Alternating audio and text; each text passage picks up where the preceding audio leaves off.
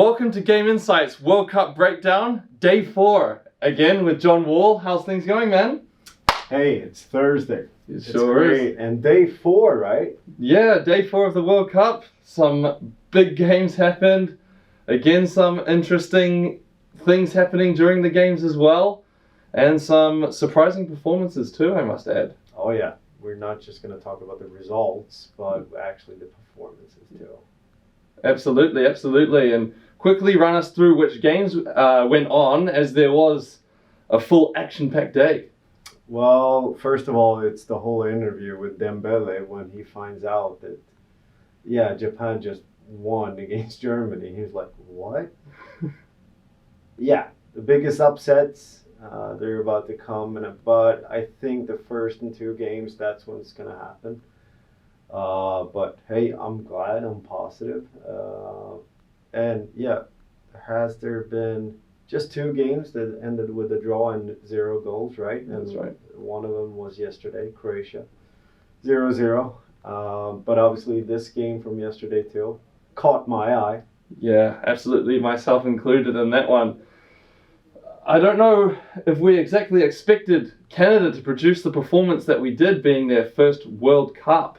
But my God, what a performance from those boys out there, and some interesting talents in the team as well, against a veteran Belgium side, very experienced, have players of an older age now, let's be honest, and the youthfulness of Canada really showed. Yeah, it did. It's been in the works for quite some time. I think overall the growth of the sport in Canada, plus the fact that there's a lot of players that are born in other countries too, and they're harnessing that talent now. But it's actually great to see a mix of players that are based in the MLS, together with players that are playing in Europe, and probably two of the hottest properties in Europe right now. And I'm talking about Davies and Jonathan David. So I think they actually find the right mix, and they're doing it in a different way. Yeah, they sure are, and they also have included in that some very exciting attacking talent too, included in that. But which were the stars of the game, would you say, in your opinion, of this game against Belgium here? I think the front three needs to be mentioned. Overall, Buchanan, David, and who am I missing? The third one. Sorry about that. But anyways, the front three needs to be mentioned. Davis, yeah, he missed a PK. They should have had two more. Potentially, yeah, 2 more, exactly. Yeah. 3 overall, potentially. Yeah. But it's always a hesitation to give another PK since they gave it pretty early on too in the game. Yeah, absolutely right. And I have to say, especially Buchanan caught my eye, but the way that he stands up players and glides past players, obviously Davies as well is already very well out there and known, but the way he was able to go past players sometimes in that game was very interesting to see. It was exciting to watch. Yeah. The high pressure from Canada that they set on early on in the game as well. Yeah. And also the coach as well, who actually I can have a little bit of a little connection there with. He was actually the New Zealand women's team coach for quite a while. Yeah. And it's awesome to see him performing such exciting and expansive style of football on the world's biggest stage. Yeah. We mentioned Saudi Arabia in our prior talk and how compact they were. So we're going to mention the high press situation. I think this screenshot actually shows the spread of the team, right? Yeah. So you got the front three, you got sort of their 10 or 8 that's stepping out, but I would say 10. But it's really a 3-4-3, my opinion, again. But you got Davies, who it's not on the ball side right now, but overall the front three sets the tone and they like to push on. You can be compact locally and more act on disrupt the opponent's build-up. You can see that the back 5 is really low, but is it them or are they happy about doing it in that way? And obviously talking about the youthfulness of Canada as well, Yeah.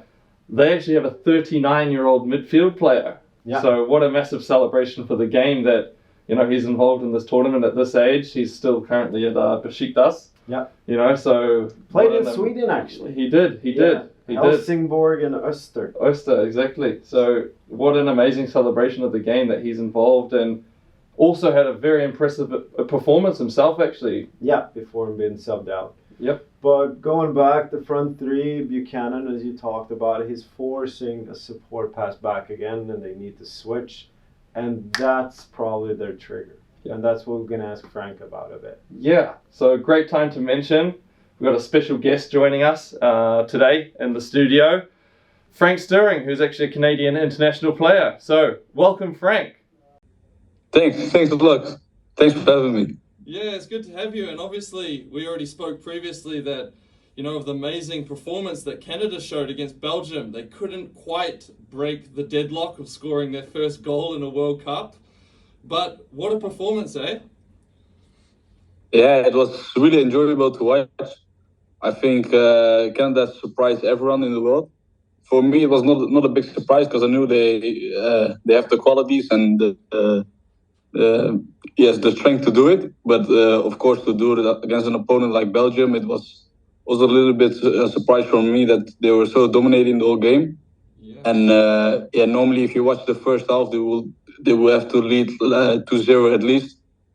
But I think everyone can be proud on the team, on the boys.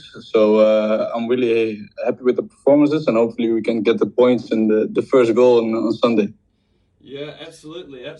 And some incredible performances out there as well. Which players in particular stuck out for you? And maybe could you give us a little bit of insight or background on any of the players that are now breaking onto the international scene? Of course, first of all, I think it was a really good team performance. It's also the biggest strength of the national team. It's like a real brotherhood where everyone fights for each other. And I think if you looked also at the game yesterday, they fought for each other. The tactical excellence there was amazing to see. But of course, they have some quality players who stand out every game, and yesterday as well.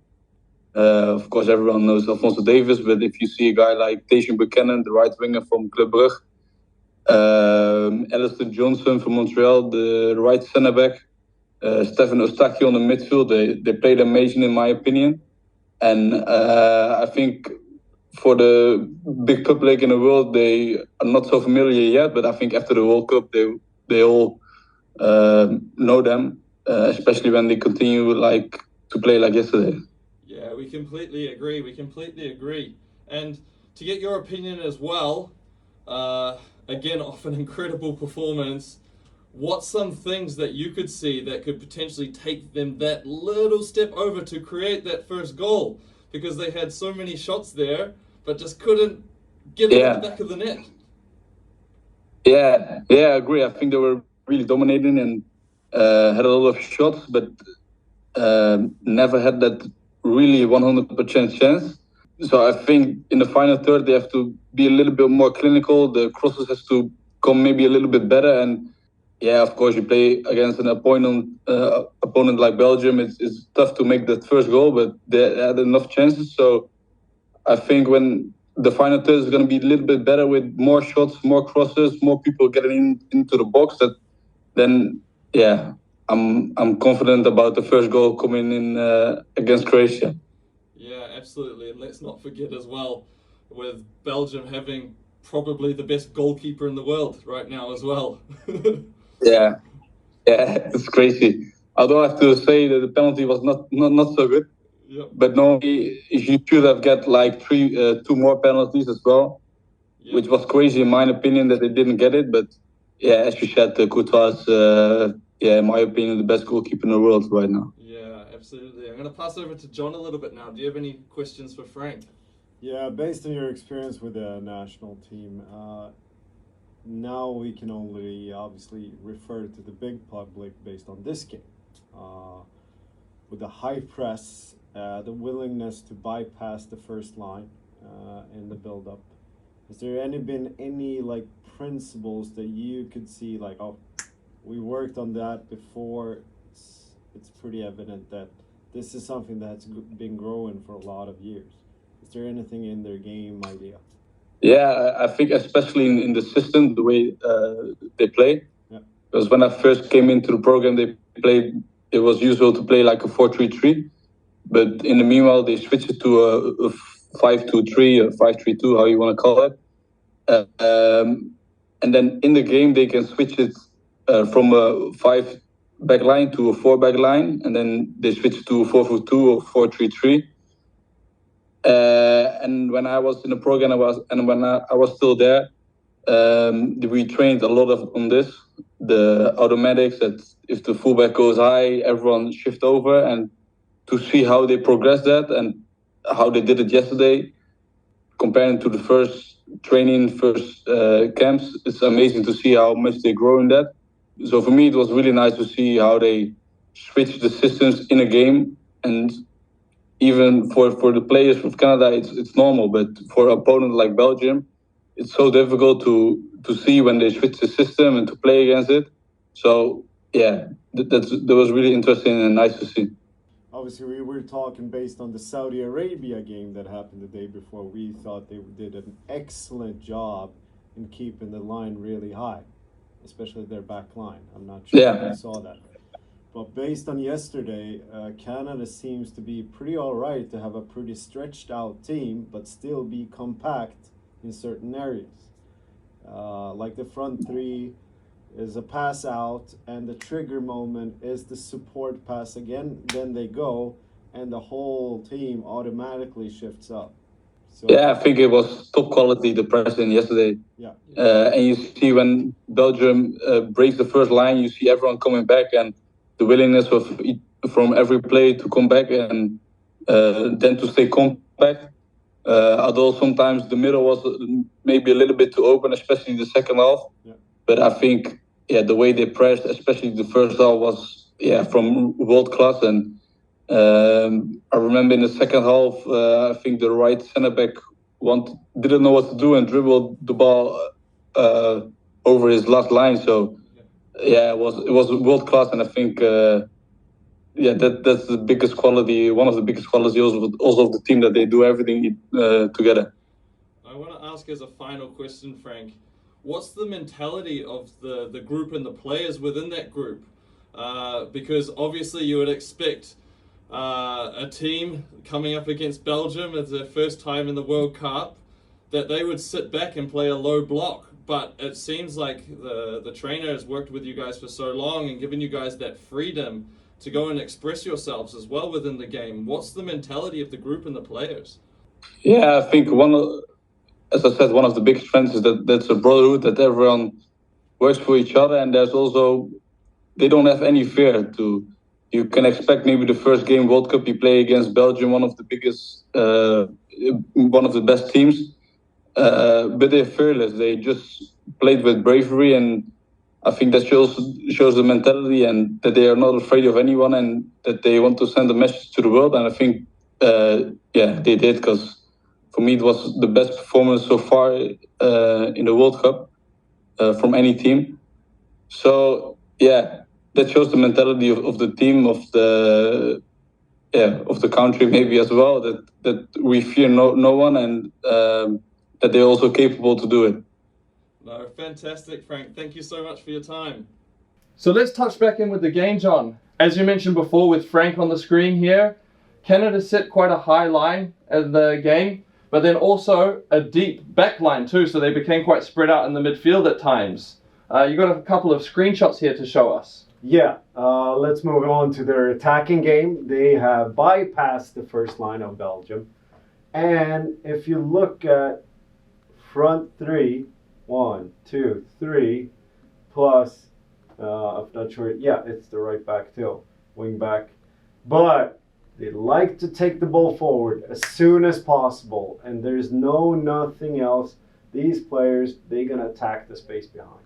Yeah, with some serious speed as well, and quality in behind as well at times, I must say. And it's more about playing to your strengths, because if you look at the team, the front three, that's the major thing about Canada. Yep. Obviously, Dave is a left wing back, plus the central mids have a good quality. But if you look at the spread of the quality, it's the front three.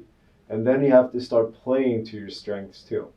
And Canada did just that. So they were pretty serious on bypassing the first line. They did it very controlled. But once bypassing, they wanted to attack space pretty quick and head on. Next part is looking at, here's a situation where they trap the opponent out in their build-up. Wingback steps up. A lot of players around the ball area.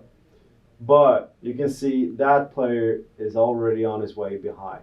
So the direct transitions from winning the balls on the sides, the outer corridor, was spot on the whole time. And I think based on stats, there were 12 real considered counterattacks from Canada, and I think it was 3 from Belgium. Yeah, amazing performance. Well, thank you so much for your analysis today, John. Thank you again to Frank for coming and joining us as well.